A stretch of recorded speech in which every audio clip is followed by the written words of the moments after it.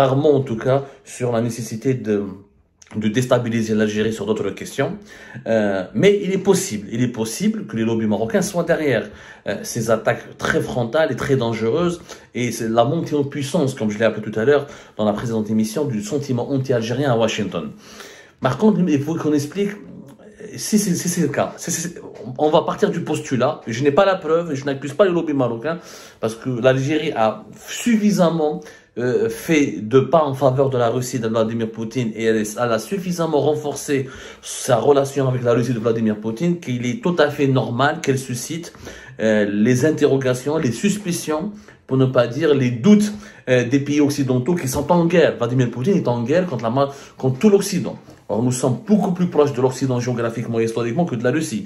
Et nous commerçons essentiellement avec l'Occident, et nous gagnons notre argent essentiellement avec l'Occident, et nos rapports humains sont essentiellement avec l'Occident qu'avec la Russie. Et on l'a expliqué fait Algérie, pas de chiffres à l'appui, les échanges économiques, les échanges économiques, humains, sociaux et culturels avec la Russie sont très minimes et insignifiants par rapport au volume et à la qualité de nos échanges économiques, humains, sociaux et culturels et politiques avec les pays occidentaux.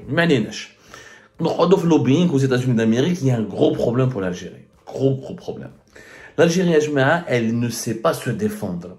Et elle ne sait pas utiliser les outils légaux et les outils d'influence pour améliorer son image et avoir des alliés et des amis au sein de la classe politique américaine. Je m'explique. Le lobbying aux États-Unis d'Amérique est une activité qui est tout à fait légale. Le lobbying, il est encadré aux États-Unis par une loi qui a été votée depuis 1946, le Federal Regulation of Lobbying Act, qui a été ensuite enrichi en 2006 par la Legislative Transparency and Accountability Act. Bon, excusez-moi pour mon anglais, je suis catastrophique, mais j'essaie de me débrouiller. Il y a des lois aux États-Unis qui permettent à des groupes privés, à des entreprises, de faire du lobbying. Je parle de lobbying quand des privés interviennent auprès des autorités américaines, auprès des élus du Congrès, auprès des membres du gouvernement américain, pour essayer de les convaincre de prendre des décisions qui seraient en faveur d'un intérêt d'un groupe privé ou de l'intérêt d'une certaine cause. Le lobbying aux États-Unis, il est considéré comme légal et important. Pourquoi? Parce qu'aux États-Unis, la notion de l'intérêt général n'existe pas comme chez nous, ou là comme dans les pays occidentaux classiques comme la France, l'Angleterre ou l'Allemagne. L'intérêt général aux États-Unis, c'est quoi? C'est l'ensemble des intérêts privés. C'est un équilibre bien la somme des intérêts particuliers ou les privés. C'est l'intérêt général aux États-Unis. Aux États-Unis d'Amérique, chaque personne a le droit d'avoir un intérêt, de défendre son intérêt auprès de l'État. Et elle a le droit de convaincre l'État de favoriser son intérêt si son intérêt correspond au bien du pays.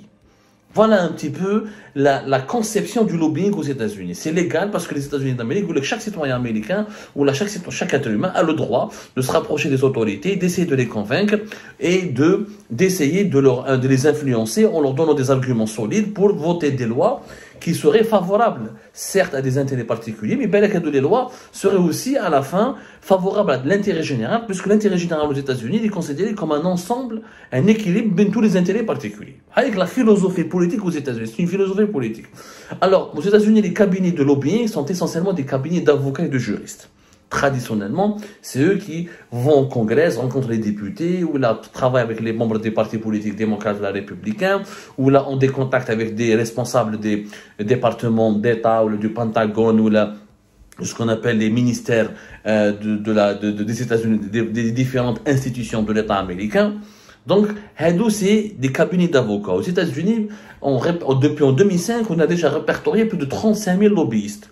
Le lobbying aux États-Unis rapporte plus de 2 milliards de dollars depuis 2005. Et là, vous imaginez que leur nombre a doublé maintenant. Il faut savoir que dans la loi, les États-Unis, tu as le droit de faire du lobbying, mais tu dois t'enregistrer sur un registre qui est rendu public par le Congrès. Au niveau du Congrès, aux États-Unis, il y a le registre des lobbies. Il peut dire mon cabinet, les clients, combien tu as touché et pourquoi il a été approché. Voilà. Le registre, il doit vraiment mentionner les clients, les contributions politiques, les candidats et les honoraires perçus. Tout est encadré par la loi. Moi, je haram. Dans ce domaine, l'Algérie accuse un retard énorme par rapport au Maroc. le Maroc est devenu le roi du lobbying. Comme un chiffre. Entre 2014 et 2020, l'Algérie a dépensé 2,4 millions de dollars pour s'offrir les services de certains cabinets de lobbying américains pour améliorer l'image et défendre l'intérêt de l'Algérie ou les intérêts diplomatiques, politiques, économiques de l'Algérie aux États-Unis d'Amérique. 2,4 millions de dollars. De 2014 à 2020. Et les noms des cabinets américains maroufins, ils étaient donc connus, rendus publics. Certains, on en a déjà parlé sur Algérie Par. Cet argent a été versé par l'État algérien à travers le ministère des Affaires étrangères. Ou là, il a été versé à travers son ATRA, qui a payé de sa poche certains cabinets de lobbying. C'est une information qui est d'ordre public. Il y a certains contrats qui sont confidentiels sur la manière, sur les objectifs fixés par les autorités algériennes quand ils ont demandé à ces lobbyistes américains d'accomplir des missions précises, les agendas, les objectifs précis, ben là c'est un peu confidentiel. Mais pour le reste, ce n'est pas un tabou, l'Algérie a payé des cabinets de lobbying américains, et d'ailleurs ça se passait bien. À l'époque de Bouteflika, les États-Unis d'Amérique avaient de très bons rapports avec l'Algérie, nous étions très appréciés, un bon partenaire, et ça se passait plus ou moins très bien avec les États-Unis d'Amérique.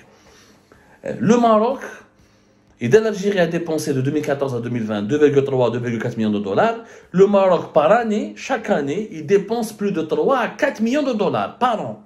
Il y a des années où le Maroc a dépensé jusqu'à 5 millions de dollars pour payer des lobbyistes américains afin de défendre les intérêts du Maroc auprès de la Maison-Blanche, auprès des présidents américains, auprès des membres du gouvernement américain, des membres du Congrès américain qui, eux, votent la loi et qui proposent des lois et qui influencent la politique étrangère des États-Unis d'Amérique.